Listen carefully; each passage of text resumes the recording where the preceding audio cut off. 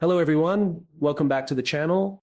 What if I told you that the most powerful nations on Earth, the ones who have dictated world order for centuries, are slowly but surely realizing that their greatest challenge is not Russia, not China, not terrorism, and not even economic collapse? What if I told you that behind the noise of global conflicts, diplomatic tensions, and economic battles, there is a silent yet unstoppable force rising, and that force is India?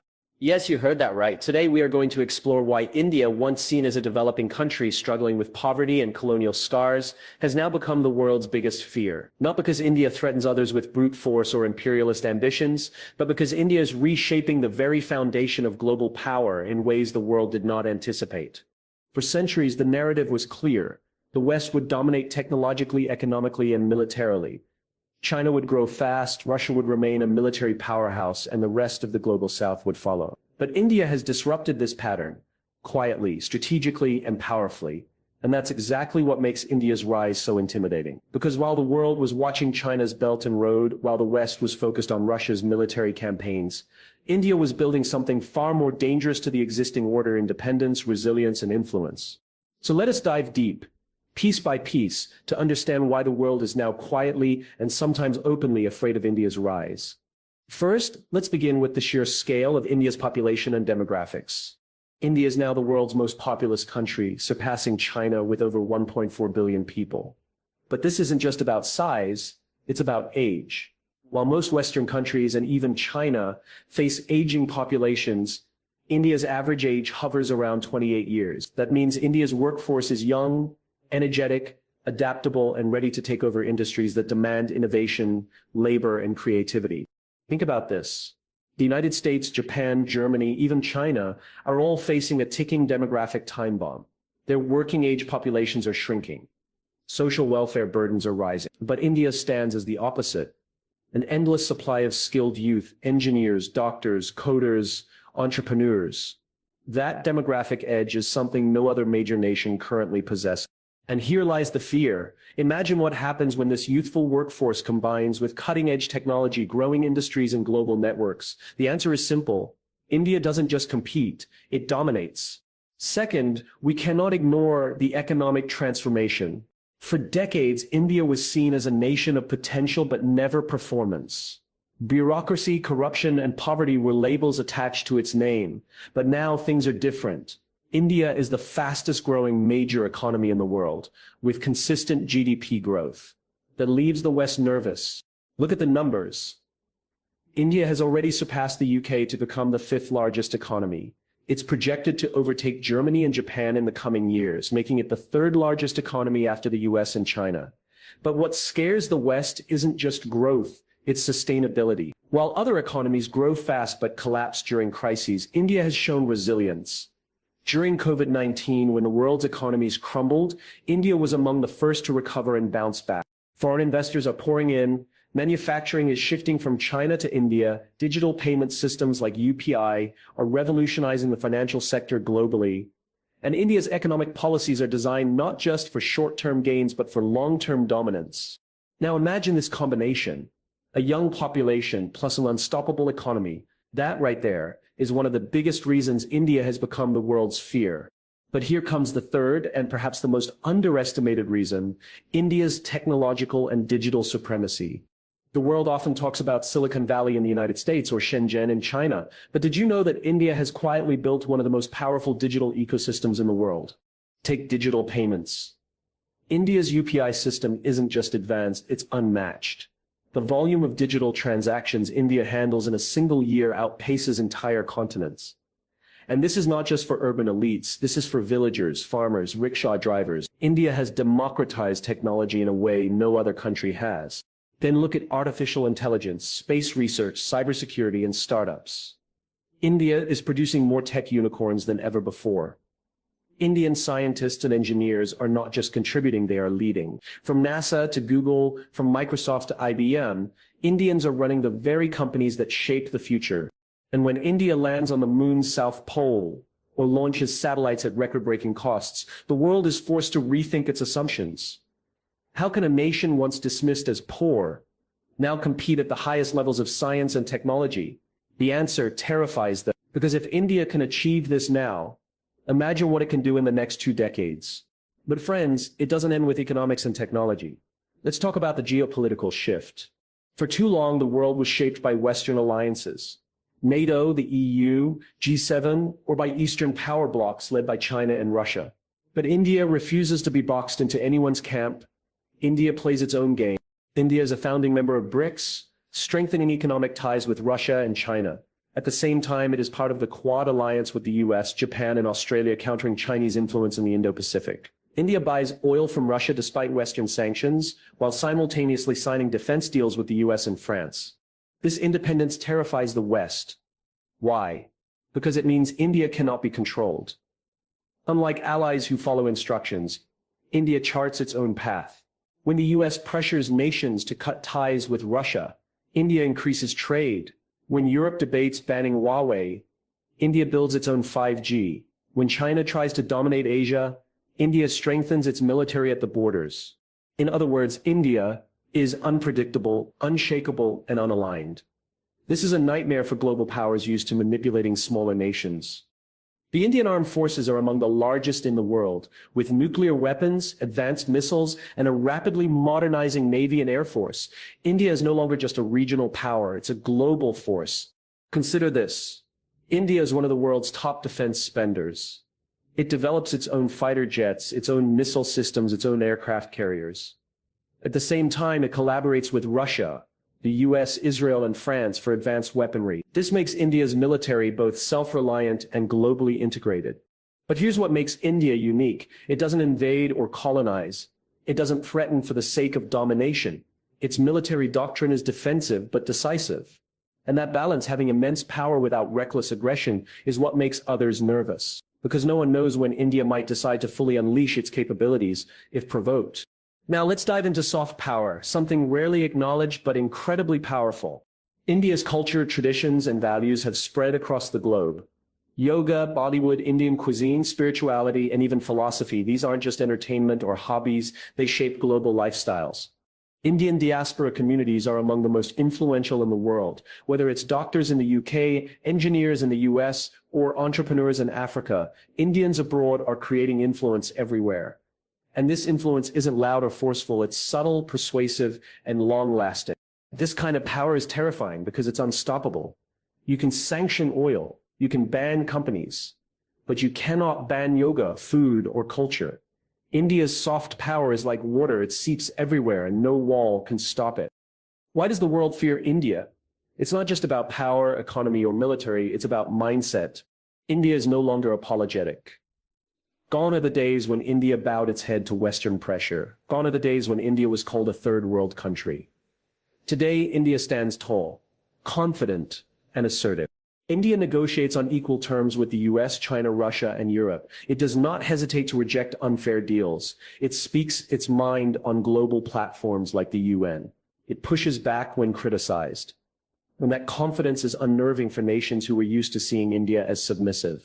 The psychological shift is as important as the economic or military one. But once a nation starts believing in its own power, the world has no choice but to accept it. My friends, I could go on, but this is only the beginning of our journey into understanding why India has become the world's biggest fear. In part 2, we will dive even deeper, examining India's role in global trade, its environmental policies, its digital sovereignty, and the potential scenarios that terrify policymakers in Washington, Beijing, and Brussels. But one thing is clear already, India's rise is not a threat in the traditional sense. India doesn't seek to dominate or enslave. Its rise is a threat because it represents something far more dangerous to the old order: freedom, independence, and an alternative way of being powerful without bowing down. And that is what truly makes India the world's biggest fear. What if I told you that right now, at this very moment, the greatest fear haunting the corridors of power in Washington, Beijing, Moscow, Brussels, and every global capital is not nuclear war, not economic collapse, not climate change, and not terrorism, but something far more subtle, far more unstoppable, and far more underestimated? What if I told you that the world's biggest fear today is India? Yes, India, the nation once mocked for poverty, once dismissed as a follower, once chained by colonialism, is now emerging as the very force shaking the foundations of global order. And here's the suspense. It's not because India is threatening war, not because it wants to colonize, and not because it seeks revenge. The fear of India lies in something far deeper. India is rewriting the rules of power itself. It's rising in silence, but its impact is so loud that even superpowers cannot ignore it. And that's why today we are going to take you on a journey to uncover exactly why India has become the world's biggest fear. And here's the scary part. This isn't just about numbers. A young population is not just workers. It is ambition, energy, and creativity unleashed. It is millions of minds ready to innovate, to disrupt, to build, to compete. When the West looks at India's demographic dividend, it doesn't just see opportunity, it sees competition, it sees challenge, it sees a rival future. Because if India mobilizes this young force, no economy, no tech hub, no global giant will be able to compete. That, my friends, is fear number one. Now let's talk money, because power without wealth is just an illusion. For decades, India was described as the land of potential. Potential meant promise without performance. But today, India is no longer just potential, it's performance, it's power, it's progress. India has already overtaken the UK, the very empire that once colonized it, to become the fifth largest economy in the world. And here's the prediction that keeps Western economists awake at night. Within the next decade, India is expected to overtake both Germany and Japan to become the third largest economy on the planet, behind only the US and China. But it doesn't stop there. What terrifies the world is the resilience of India's growth. Unlike economies that rise fast and collapse faster, India has shown something rare: stability. When COVID-19 devastated the global economy, when supply chains broke, when oil prices spiked, India didn't crumble. It adapted, it recovered, and it bounced back stronger. In fact, India became one of the first major economies to return to growth. Investors noticed, global corporations noticed, and slowly manufacturing is shifting from China to India. Supply chains are being restructured around India. Billion-dollar investments are flowing into Indian startups, industries, and infrastructure. But let me tell you what really stings the superpowers. India is not copying anyone. It's creating its own path. Take digital finance. India's UPI system is not just advanced, it's revolutionary. In 1 year, India processes more digital transactions than the US, Europe, and China combined. Think about that. A farmer in a remote village, a rickshaw driver in Delhi, a student in Bangalore. All of them are part of a digital ecosystem so efficient that even the World Bank admits it's the future. The fear: if India's model spreads worldwide, Western financial systems could lose their dominance. And then comes technology, the new battlefield of the 21st century. The US had Silicon Valley, China had Shenzhen, but now the world is realizing that India is building something even bigger. From artificial intelligence to space research, from quantum computing to cybersecurity, India is not just participating, it is excelling. Who launched one of the cheapest missions to Mars in human history? India. Who became the first to land on the unexplored south pole of the moon? India. Who is providing engineers, scientists, and CEOs to companies like Google, Microsoft, Adobe, IBM, and NASA? India. This is what terrifies global powers. India has become the brain of the world. Its talent is everywhere. Indians are not just working in technology, they are leading it. And here lies the unspoken fear: when the brain of the world belongs to India, who will really control the future? But technology and economy are not the only weapons in India's arsenal. Let's talk about power politics, because in a world dominated by alliances, India is the one country no one can control. Think about it. When the US wanted India to cut ties with Russia after the Ukraine war, what did India do? It increased trade with Russia. When China tried to expand influence in Asia, what did India do? It strengthened military presence at its borders. When Europe debated banning Huawei, what did India do? It built its own 5G ecosystem. India sits in BRICS alongside Russia and China, challenging Western financial dominance.